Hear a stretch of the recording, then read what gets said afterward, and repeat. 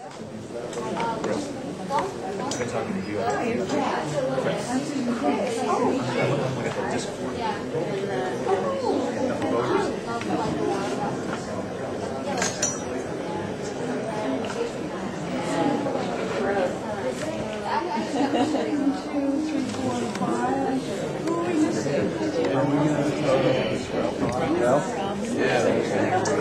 Oh, wait. Are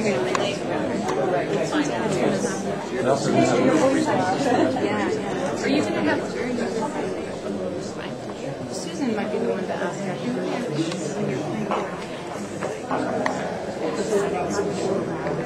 Yeah. Do you normally play back on your computer? Use this on my computer. All right, so ladies and gentlemen, thank you for coming this afternoon. This is the 2008 California Green Party presidential primary debate. We have an esteemed panel of candidates who are seeking the Green Party's nomination who are here today. This is Dr. Jared Ball, Kat Swift, Jesse Johnson, Kent Mesplay, and Cynthia McKinney. Ralph Nader's plane was delayed. I understand he wasn't bumped, but his plane was delayed, and he also wanted to clarify that he has not yet declared as a candidate. So while he will be participating in the event later, he is not going to be a part of the debate as he is not yet a declared candidate. So we will have an opportunity to speak with all of the candidates and get their opinions on things, and then Ralph will be arriving later. So what I'd like to do right now is invite the members of the press to ask any questions, and you can direct it to any of the candidates of your choice. So if there's any questions. Can you begin by just telling us in a couple sentences about yourselves? Why don't we do that? Have a brief, we'll start here with Dr. Ball. If everyone could give a brief candidate statement to the press, and we'll just go around the room with Ms. Swift, Mr. Johnson, Mr. Mesplay, and Ms. McKinney. Would you like to leave the microphone in front of you? Pass the mic to each person. Thank you. Good afternoon, everybody. Good afternoon, everybody. Good afternoon, everybody. Good afternoon. Yes, my name is Jared Ball. I'm by trade an assistant professor of communication studies at Morgan State University in Baltimore. I'm an independent journalist. I work with Pacifica Radio in Washington, D.C., and I am also the distributor, founder, and creator of Free Mix Radio, the original mixtape radio show, which is an attempt to use the hip-hop mixtape as a 21st century source of emancipatory journalism, freely distributed in and around the Washington, D.C. area. I've entered this campaign with my colleague and co-campaign manager, Head Rock, to bring a very culturally powerful, hip-hop-centered approach to organizing this party into a party that does not currently exist, that organizes and focuses on the indigenous, the African, Latino, American, and working white majority. And we recognize ourselves as a domestic and international majority that does not have, at the current moment, electoral political representation, and that's why we're involved in the campaign.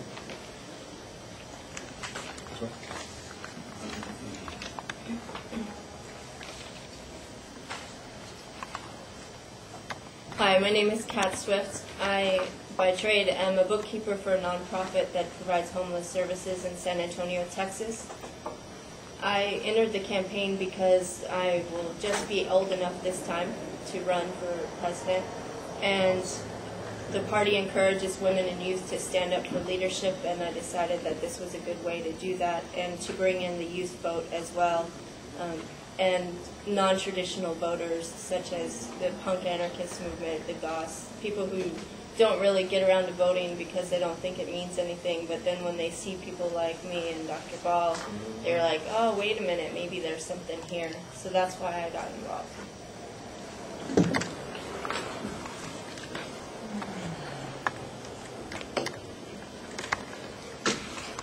Thank you. I'm Jesse Johnson. I'm an actor and filmmaker. I'm the state chairman of the Mountain Party of West Virginia, a party that is the affiliate to the Green Party of the United States, but we were born with a special emphasis on mountaintop removal mining and its position as being central to the global climate crisis. and I ran a campaign for governor in 2004, arguably the most successful campaign for governor of any third-party candidate in the country, and a rather principled campaign in 2006 against Robert C. Byrd, Senator of West Virginia, longest-serving senator. I took no money, spent no money, and still got 2% of the vote. And I believe it's time for some serious change of direction in this nation, or we will no longer be. It's not too long ago that our parents would not have believed that in our lifetimes we would not be facing the USSR. So we see how important that economic sustainability is, as well as other forms of sustainability that I'm sure we'll discuss today. Thank you.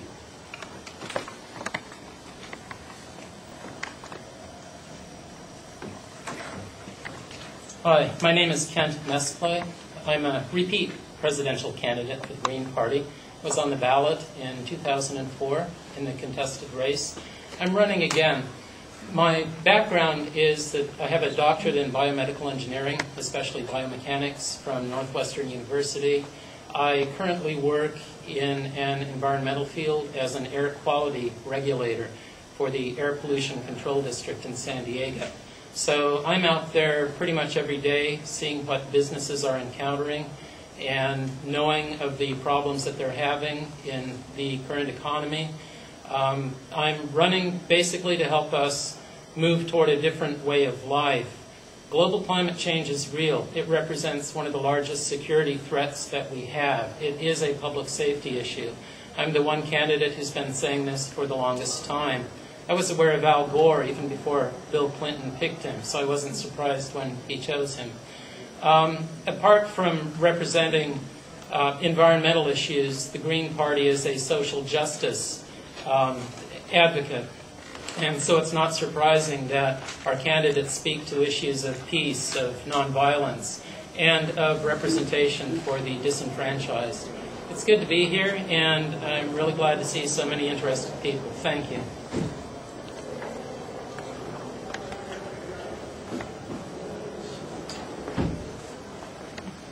Hi, I am Cynthia McKinney, former member of Congress from the state of Georgia.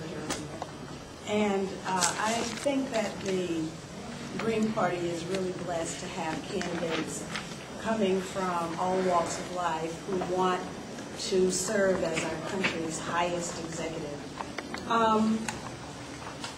Unfortunately, we've got to ask some very tough questions. Those two questions that I think are most important are basically whose country is this and what is it that we stand for. We have changed the character of our country literally before our eyes. And I think that that change in character is not representative of the values of the people of the country.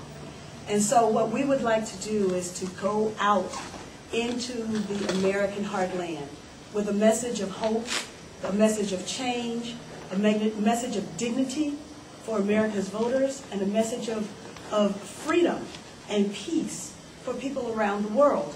In order to carry out that message, we have to be able to deliver that message in a credible campaign. And so that's why we have to raise money. We have to go out into America's heartland. We've got to have conferences like this with members of the press and hope that when they do their reporting, that they will report accurately what has transpired. The country is facing a very critical time now, from environmental, from social justice, from peace. And as we read the news, that Americans' physical stature is diminishing because of challenges with access to health care, we also know that our moral stature is greatly diminishing. And so that's why I've entered the race. That's why I've joined the Green Party, because now our country needs a movement that speaks to the values that I know are the real values of the American people.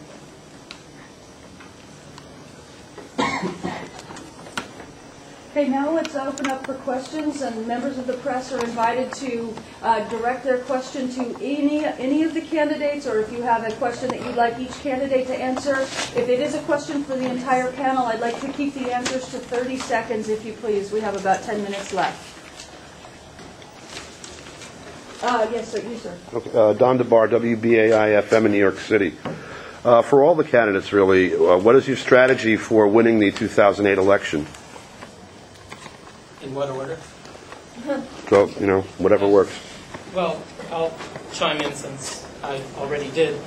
The strategy, of course, is to become the Green Party nominee, but that's not as important as running together and getting the word out in whatever way we can. So we're not, in some ways, running so much against each other as with each other for a common cause. The basic method would be viral marketing using technologies of today. I've created YouTube videos that aren't quite posted. Kat is tapping into the youth vote. Well, we're all tapping into different demographics, some overlapping. But that's really the way to go. And thank you. Ms. McKinney, we'll just switch it up and send you around this way. And somebody's getting you a glass of water. Well, I guess the most important thing is to have a campaign plan. And that plan would demonstrate that it is possible for us to utilize technology, as Kent said, in order to get the message out. And so that would be part of a campaign plan for victory. The other part of it, of course, is raising money, which people don't talk about very much, but it's a reality in politics today. Non-corporate. Thank you, Dr. Ball. A lot of the same strategies. I mean, we have most of the work that I'm involved in, that Head Rock is involved in, and our other colleagues are involved in, is underground press, underground media, guerrilla marketing. It's a very traditionally hip-hop style campaign that crosses over across any number of different boundaries. But we want to, our primary mechanism for winning the election in 2008 is to build the party among the majority of the eligible electorate who have made the very politically astute decision not to vote. So we are not competing with Democrats and Republicans for their folks. We are looking to mobilize and organize among the majority of the population, and they will carry us to victory in 2008 and beyond. Thank you, Ms. Swift. Well, it sounds like we all have the same basic strategy, and the way I see it is we're all competent candidates, and we're not competing with each other, as Kent said. And if we all bring our constituents to the table, whoever gets the nomination will have all of our 5 different constituencies behind them. And it's the non-voters that really need to be reached out to. And all the methods I've been doing have been mentioned already with guerrilla marketing and going through MySpace, Facebook, all those things that are out there now that are used for organizing and tapping into the colleges, especially the ones that we've been to. Okay, and Mr. Johnson, closing out the lineup. Thank you. Thank you. What they said. Not only that, but I believe it has to do with we as supposedly the leaders of the free world. We have to be doing 2 things. One thing is we have to be looking toward the future, and we're clearly not doing that. You see it in regards to education and how much, just during the Bush years, we've dropped from investing 6% into basic corporate investment of 6% into R&D down to 2% and dwindling. So certainly the futuristic tracks are very good. My other track is more of a retro, and that is looking to our history. And we have to really look at our history, who we are, where we've been, and what lessons we learned through that. And part of that is to go and I want to, once I'm allowed to formally declare, actually, which I have not been able to do due to some technicalities, a whistle-stop campaign tour, very Truman-esque, very green across the nation. I join every one of you, and encourage every one of you to join. Okay, great. And you started, right? Yes. Okay, great. Do we have any other questions from the press to either individual candidates or the panel? So I have a question. Okay. Would it be safe to say then that at this point you're not running individually to win, but you're running with a goal of having the party grow and be recognized in the future? No. No. We're running to win. anytime anyone puts their name on the ballot, it is not for symbolism. It is for victory. But the two have to go hand in hand. I mean, as the current electoral setup is constructed, we are excluded intentionally, primarily because of the political content of our messages. So we do, and I agree with Cynthia. I didn't put my name on here just to do it and lose. The intent is to win, but we have to do them, but both have to occur simultaneously. The party has to grow so that it can carry not only we, but in perpetuity, the candidates, much like the other parties, where the individual candidate is irrelevant. They are representations of the party that puts them there. So we have to develop a party that will not only put us there in 2008, but will do so every election cycle from here on out. I think it's also very important to note that there have been efforts to obstruct the ability of third-party candidacies of the Green Party itself, of independent candidacies to be effective. And in the courts now, we have the situation with Ralph Nader and the Democratic Party. And it would be interesting to make sure that as this campaign and this race is carried out, that personal efforts to obstruct the ability of voters to have choice in this campaign, from the presidential and vice presidential nominees all the way down to the local city council people who are on the Green Party ballot or on the independent ballot, are recognized by the press. That, I think, is very important. And furthermore, it's not just that we're here for the great confluence of ideas, which frankly this country needs so desperately into this system. But also, I mean, we're all sticking our necks out and putting ourselves forward for the people. And at a crucial and critical time in our country's history, this is an opportunity for us not to select or elect someone who is from a royal family ordained to their position. It is an opportunity for us to elect someone who actually does feel the pain of the common individual that is out there in our society as a whole. Of course we're running to win. I wouldn't be happy with just 5% of the vote. Cynthia McKinney could get us more than 5% of the vote. Any one of us could win. I'm running as a protest candidate. I'm fed up with our political system. So yeah, I do want to make him sweat, but I also want to change our way of life for the better. Roughly half of those who could vote don't even bother to do so. And I thoroughly understand this. And in some respects, I applaud their effort. But if you're looking for a protest vote out there, register green and vote Mesplay. Thank you. Okay, closing it out, Ms. Swift. Well, I don't know if there's anything else to add. I mean, it's pretty much the plan. I mean, you have to build a party and register more voters and get more people to vote for Green Party candidates and all up and down the ballot. I mean, getting media coverage for any Green Party candidate at any level is next to impossible in most states, including in Texas. I happened to be lucky when I ran for city council. It was a nonpartisan race, and they put Green Party after my name every time. But that was because it was a novelty. It wasn't that they were doing it to support, to cover every party's candidates. And so we need to look at how the media shuts us out and how the debates shut us out. You know, the League of Women Voters don't have control over the presidential debates anymore. It's the Democrat and the Republican parties. So if the general populace doesn't even know that we exist, then they're not going to go out and vote. But I guarantee you, if the media covered the Green Party as much as they cover the other candidates, people would start voting. And I think that's what the true cause is. People are afraid, in power, are afraid that people are going to start voting for Green Party candidates, and it's going to take away some of their power structure. Okay, thank you. We have time for just a few more questions. You in the red shirt, please. Amanda Witherow from the San Francisco Bay Guardian. Some of the candidacies, for example, Barack Obama and Ron Paul, have been able to mobilize a more youthful and energetic online vote, people really mobilizing to come out for those candidates. You've all suggested that using similar techniques would help you, yet that hasn't happened yet. Why not? It will. That's in part what this is about. Basically, the Green Party presidential race just started this afternoon. Anybody else here on the panel want to? One part of it is when I've been traveling, people don't even know that the Green Party has presidential candidates. So even though Ron Paul and Obama have been able to mobilize voters on the internet, it's because they're getting press coverage. People know they exist.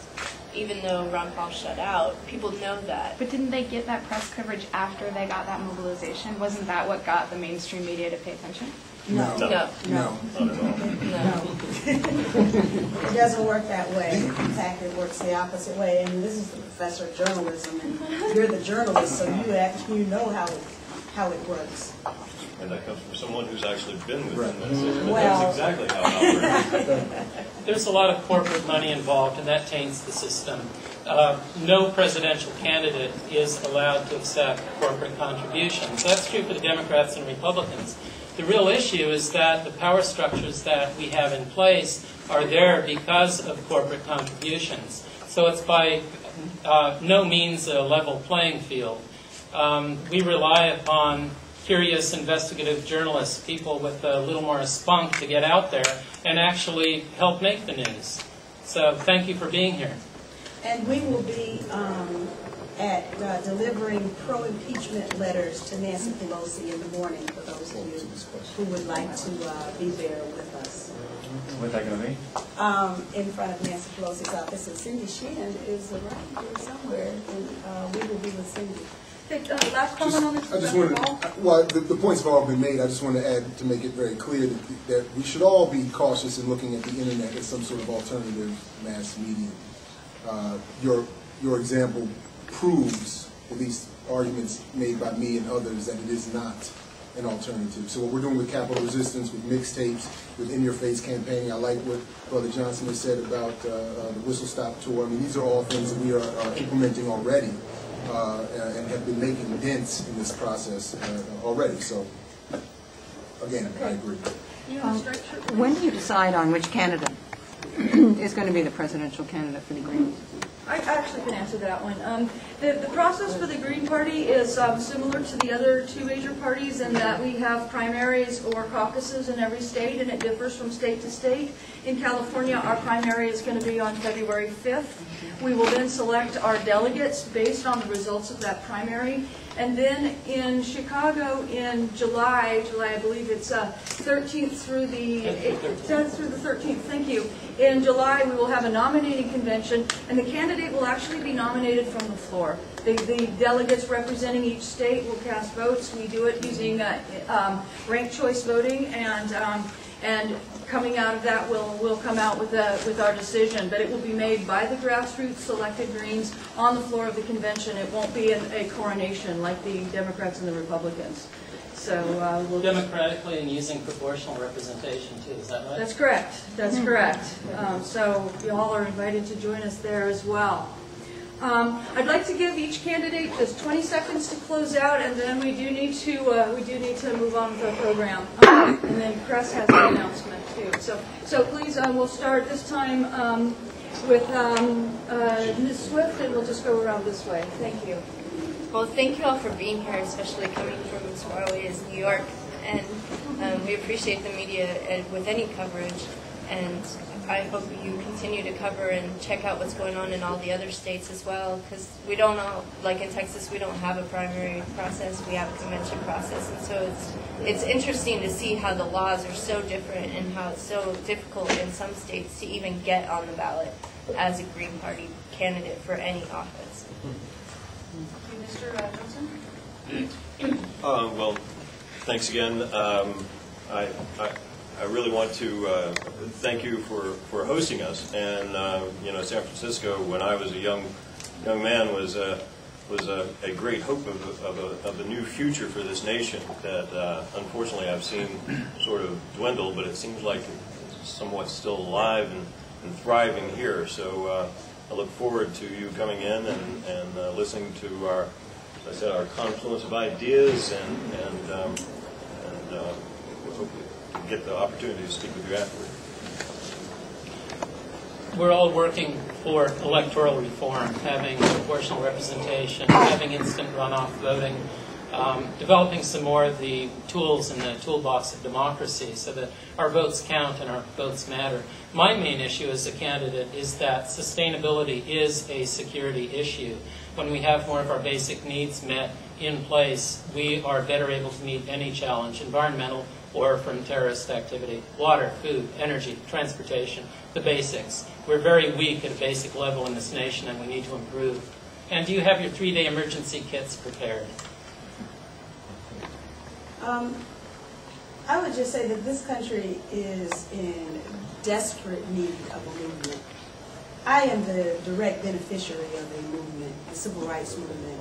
I saw my father trying to run for office before the enactment of the Civil Rights Act and afterwards, and before he had no chance of winning. But with the stroke of a pen, after much pain and suffering and bloodshed, with the passage of the Voting Rights Act, people were given an opportunity to make public policy. And the success of the civil rights movement then spawned the women's liberation movement, the gay liberation movement, and the freedoms that are in so much threat today were spawned as a result of the successful inauguration of a movement that changed people's lives. That's what our country needs now. We have seen people power in Venezuela, in Argentina, in Bolivia, in Chile, Nicaragua. We have seen people power in Haiti and Cote d'Ivoire.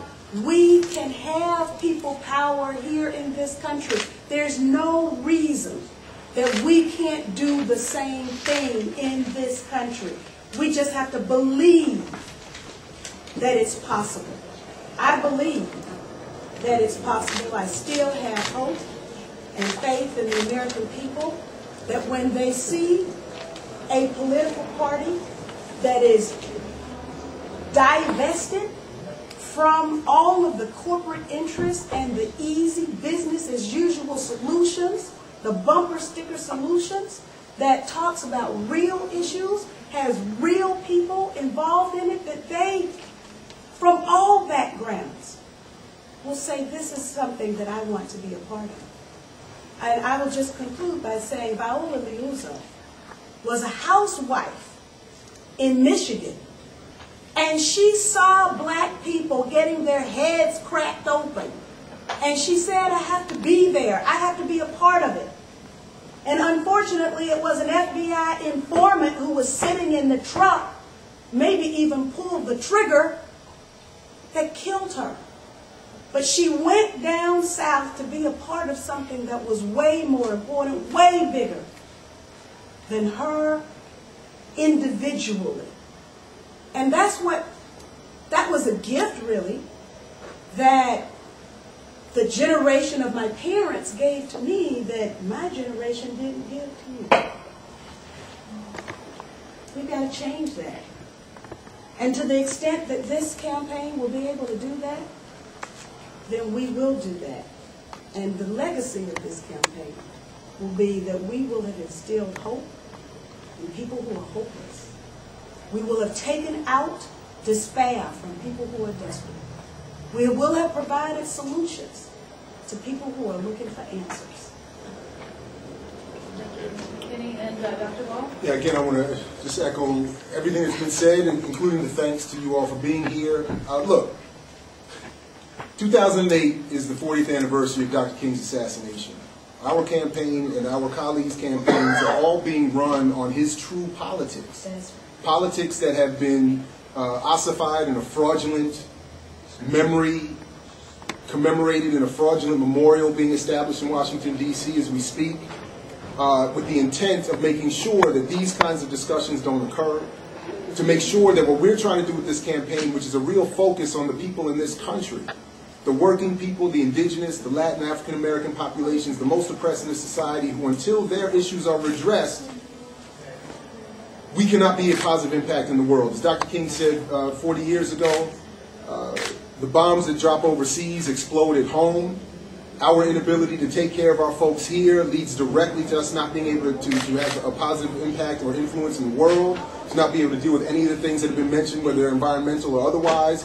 And we need to refocus on these people as a primary, as my colleague Hedrock says, as the first environmental disaster, which was the theft of the indigenous lands that we still rest upon, the enslavement of my African ancestors, the abuse of those in my family and my colleagues who dared to struggle or dared to win in the labor movement. All of these incomplete revolutions negatively impact us today. If we don't have campaigns that are directed at these people, above and beyond even an open discussion of the environment, we cannot help to build and organize this party, and we will not be able to have the impact that we need to have. So, and until, I should also need to add, until we are dealing with, in this very city, the political prisoners known as the San Francisco 8, and those locked up around the country and around the world, we cannot talk about the environment and other issues. We have to deal with people's poverty, imprisonment, police brutality. These are the issues that will get people in this party, and these are the issues that will carry us into victory in 2008 and beyond, and that will build us as a viable alternative power and threat to the status quo, as my brother Kent just said a few minutes ago. So again, thank you very much. Okay, thank you guys. And if I could get the candidates to please follow me to the backstage.